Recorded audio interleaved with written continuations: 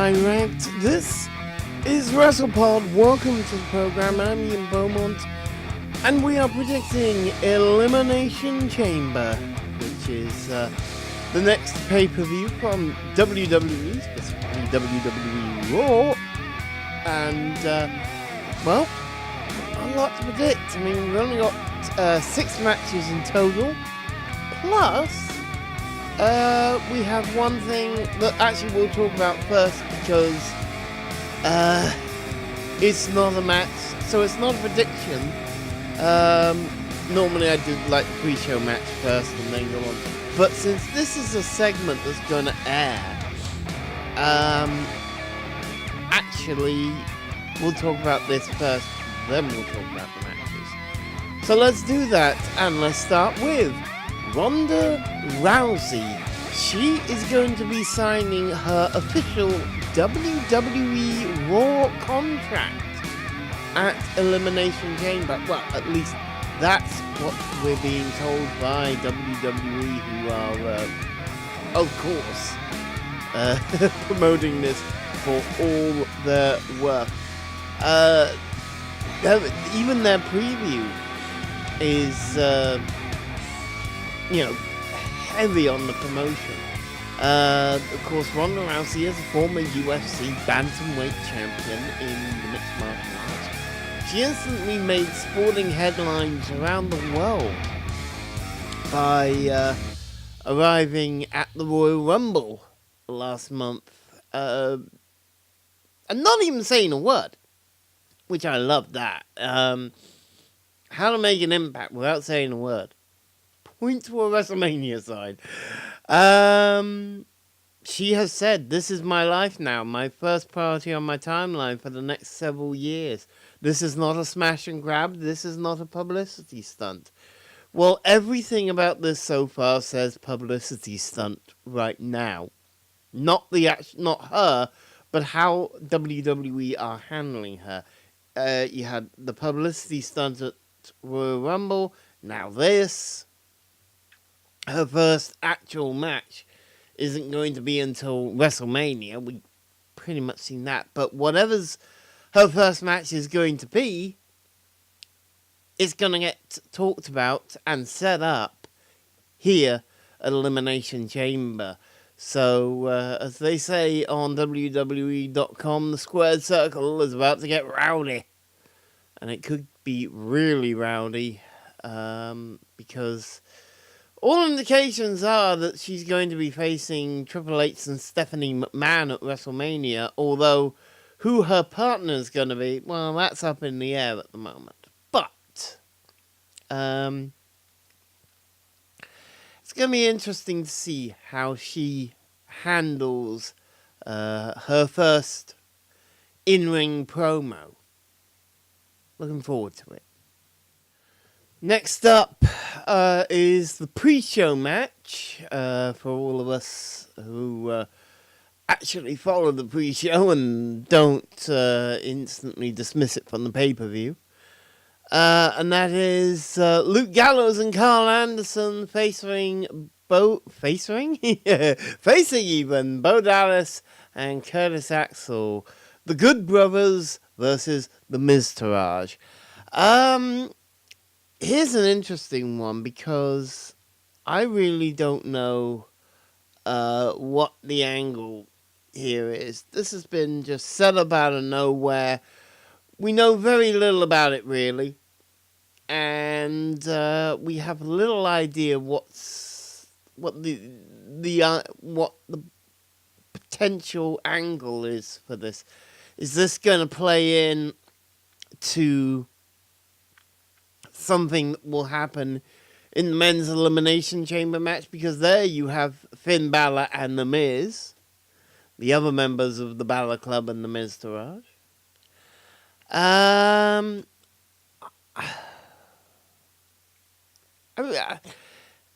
By rights, the Good Brothers should get the win here. And since I have absolutely no clue where WWE are going with this, that's all I'm going to do, is I'm just going to go for that and say, Luke Gallows, Carl Anderson, get the win. Next up what I think will probably start the pay-per-view, I think we're going to have the 2 Elimination Chamber matches at the end. I don't see them doing, because of the structure and the size of it and the weight of it, I don't think that they're going to have both those matches together at the end. I don't think you're going to have the chamber itself will not be in play before that. So your first match, I think, is going to be Cesaro and Sheamus versus Titus Worldwide for the WWE Raw Tag Team Championship.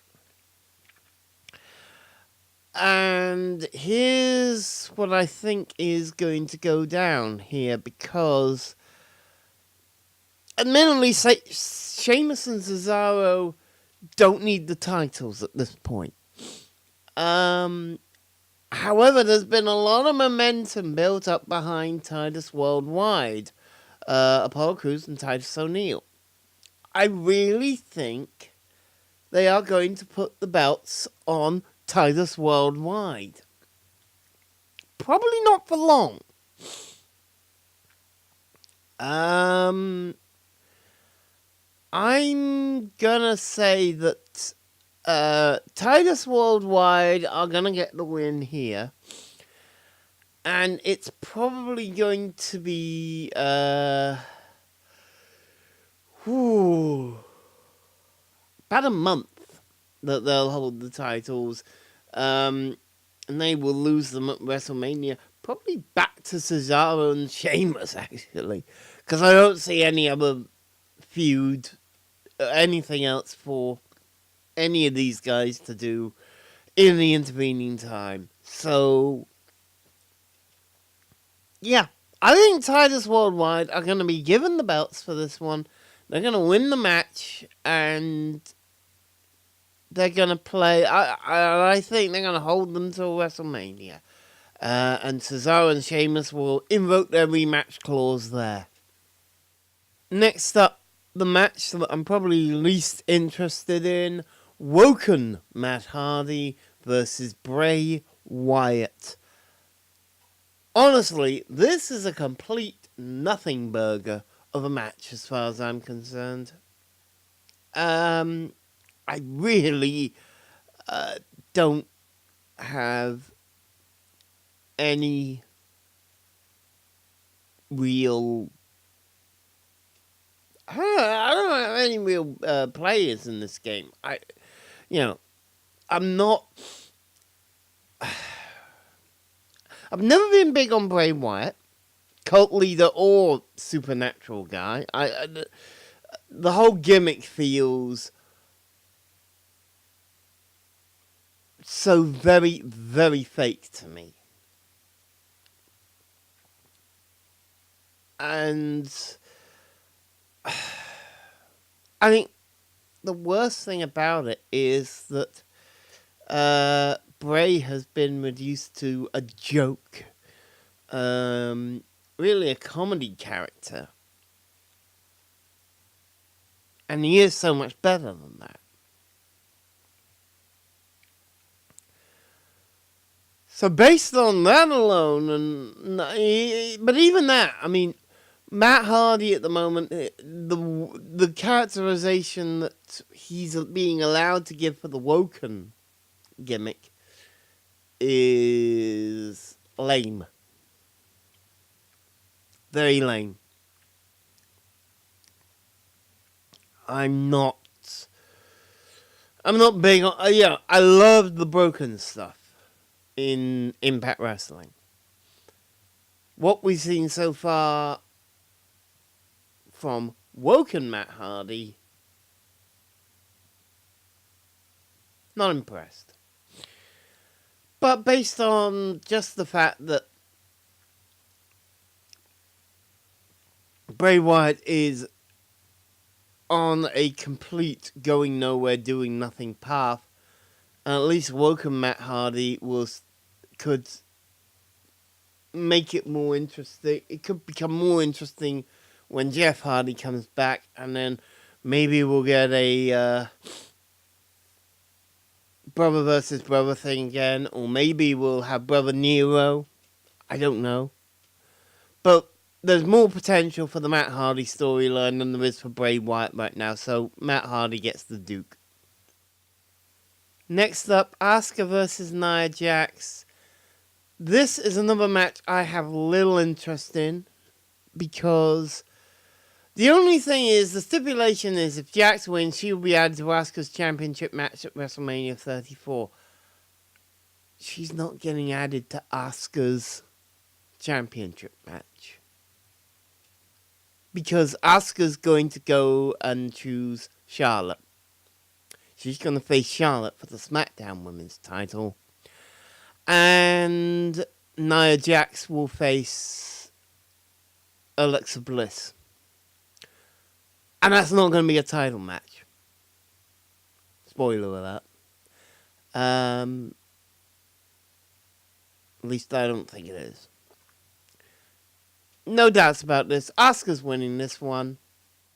Next up, we finally get to the Elimination Chamber matches. I think the order is going to be the Raw Women's Championship match first, then the number one contender match for the Universal title. I could be mistaken. It could be the other way around.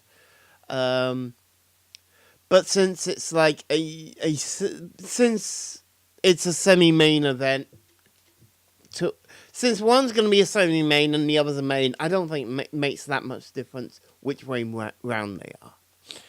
So we're going to talk first about the Raw Women's Championship match inside the Elimination Chamber. Your combatants are Champion Alexa Bliss, Bayley, Mandy Rose, Mickie James, Sasha Banks, Sonya Deville.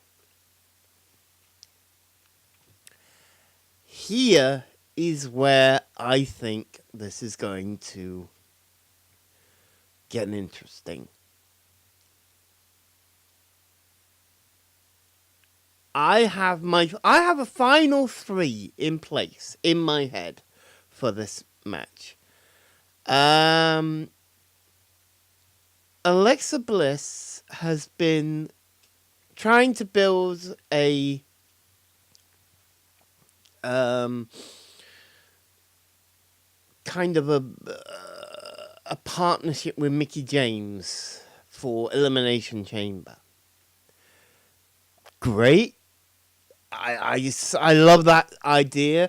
You know, it is every woman for herself inside the chamber, but you do have Mandy Rose and Sonya Deville of Absolution, who are going to be obviously working together. And Sasha Banks and Bayley are best friends. So if you need to form an alliance, Mickie James is definitely the person to go for Alexa. That I totally get. So you're going to get, in essence, 3 mini factions. But here's the thing. I see. Here's how I see the booking go, because obviously it's an elimination chamber, so people will get eliminated during the match.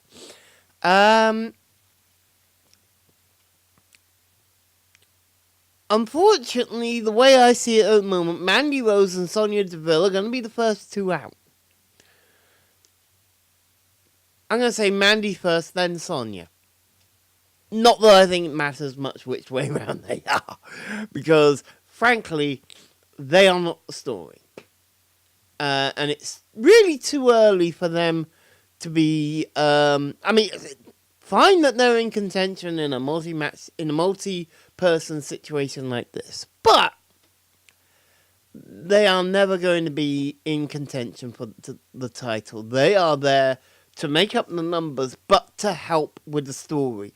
And to actually set up this sort of 3-faction story, and Absolution are the first faction that's going to get eliminated. Which is going to lead to where I think the real story is, which is between Bliss and James, and between Sasha and Bayley. Now, which way round this particular bit happens, I'm not too sure about. But I'm going to say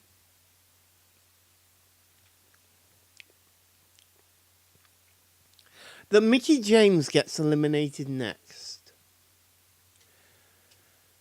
So it looks like we're setting up for a 2-on-1 situation with the champion in danger. And so it looks like it's going to be Sasha and Bayley teaming up against Alexa Bliss. And actually maybe that will happen for a little bit. But then Bayley gets eliminated next by Sasha Banks. Just as she was in the Royal Rumble. And this is really going to cement the heel turn. And then it's going to be Banks and Bliss at the end for the final title, for the final fall for the title. And I'm actually going to say it's going to be Sasha Banks. Alexa Bliss is going to lose the Raw Women's Championship. Yeah, I did kind of give that away earlier. Because the storyline I see going into WrestleMania is Bayley challenging Banks for the title.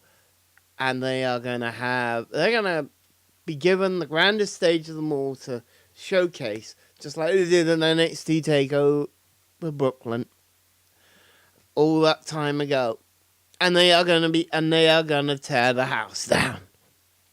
So that is where I see that going.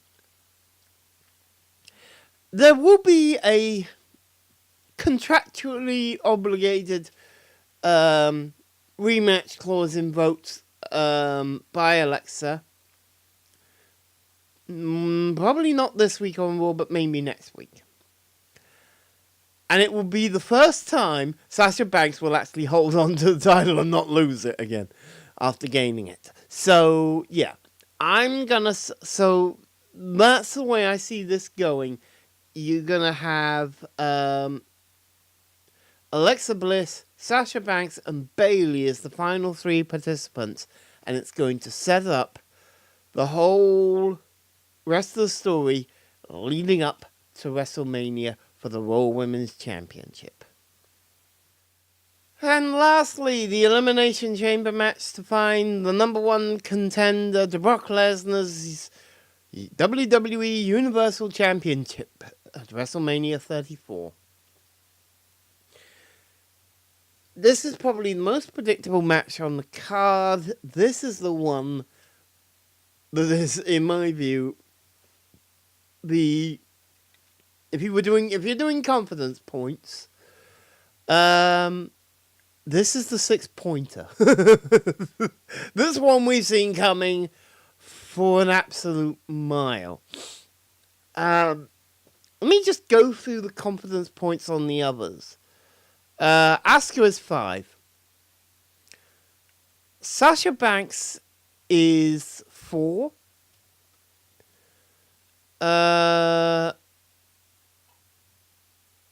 would say Titus Worldwide winning is 3 points. Welcome Matt Hardy is 2. Luke Gallows, Carl Anderson 1. That one could go either way. Even the Matt Hardy Bray Wyatt one could go either way, but I'm more inclined to believe they'll go with Matt. But this is the lock. This is the 6-pointer in the confidence pool. Your participants: Braun Strowman, Elias, Finn Balor, John Cena, Roman Reigns, Seth Rollins, The Miz. Here is where it gets really interesting, because the booking on this is, it's going to start as a triple threat. We know this. Because the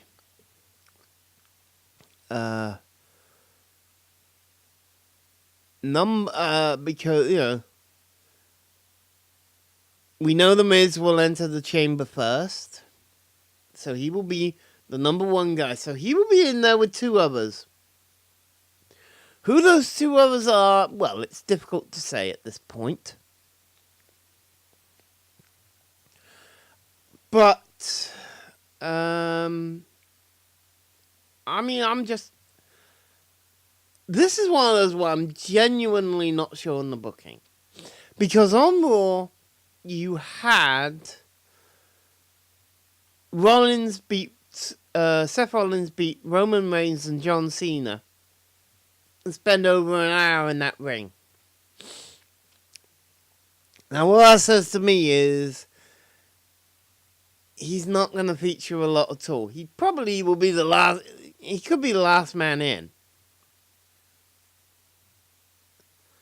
But probably means but with that 1 hour run, I think he's going to end early. Yeah. Might be the last man in. He won't be the first man eliminated, but he won't last long in this match. That's my feeling. Elias is probably going in early as well, because they want to make the most of his entrance. So I'm guessing he gets in there with Miz in the in the main ring before everything else. And then, well, I don't know. I mean, literally, I don't know. It could be, Braun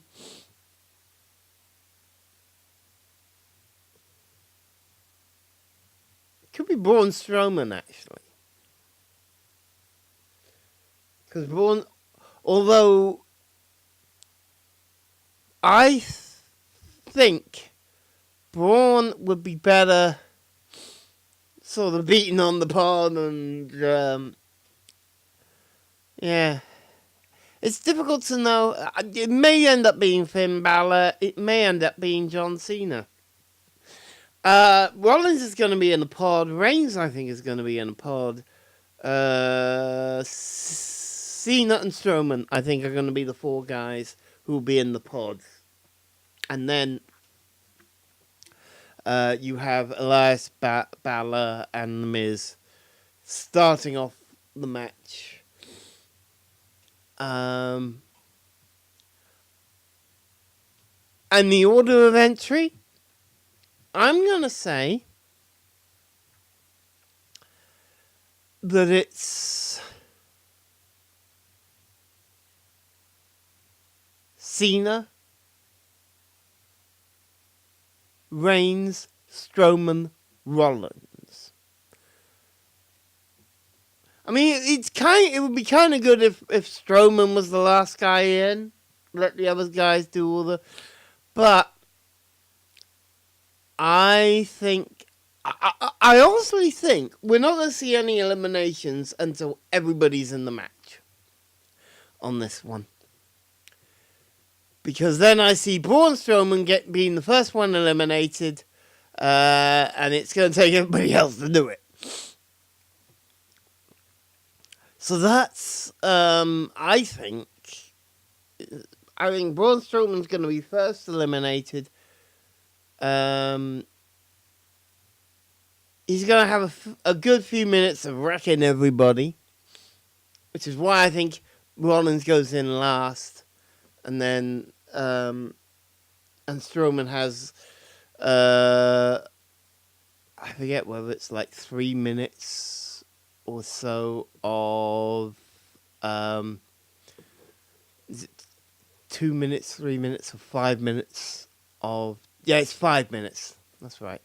It's 5 minute intervals for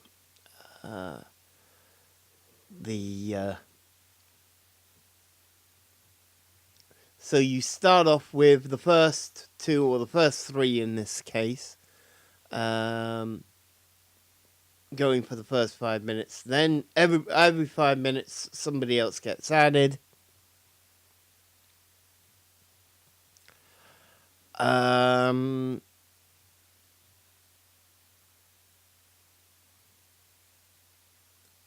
I'm pretty much of the opinion here. As I said, I think that Strowman's going to be eliminated first. Elias is going to be eliminated next.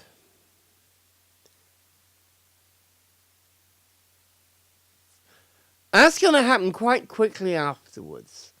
They'll work together. All of them will work together to eliminate Strowman. Then,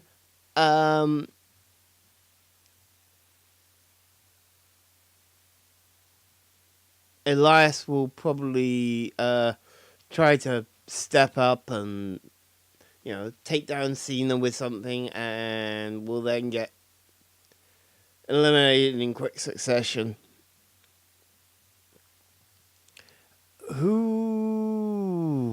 Then it gets really tricky. I'm going to say Rollins gets eliminated next.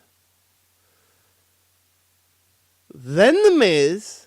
Then The Miz causes Finn Balor to be eliminated, setting up that feud, which leaves John Cena and Roman Reigns. You know it's coming. And Roman Reigns will get the Duke on Cena.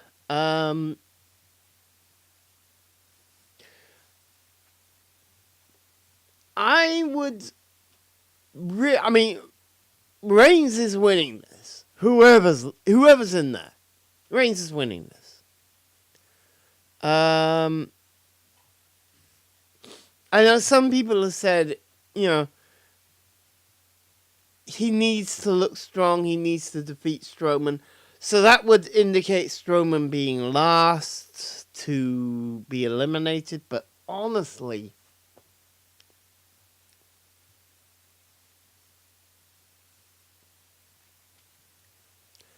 I don't see that happening. I really think they're going to go with all of them eliminating Strowman, and then leaving Cena and Reigns as the last two. It's just what makes sense to me. So there you go. Those are my predictions for Elimination Chamber. And we will see if I'm right. I will be here streaming live from around about 12:30 at night UK time. We will follow the matches, and you will see my reaction to all the action. I will commentate on what I see. I will call the action that I see. But you will not see the pay-per-view via this thing. You will not hear it either.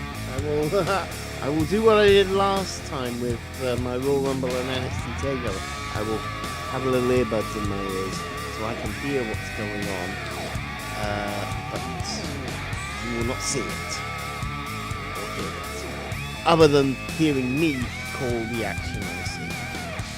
And you will see my reactions to the matches as they unfold. That's my live reaction stream.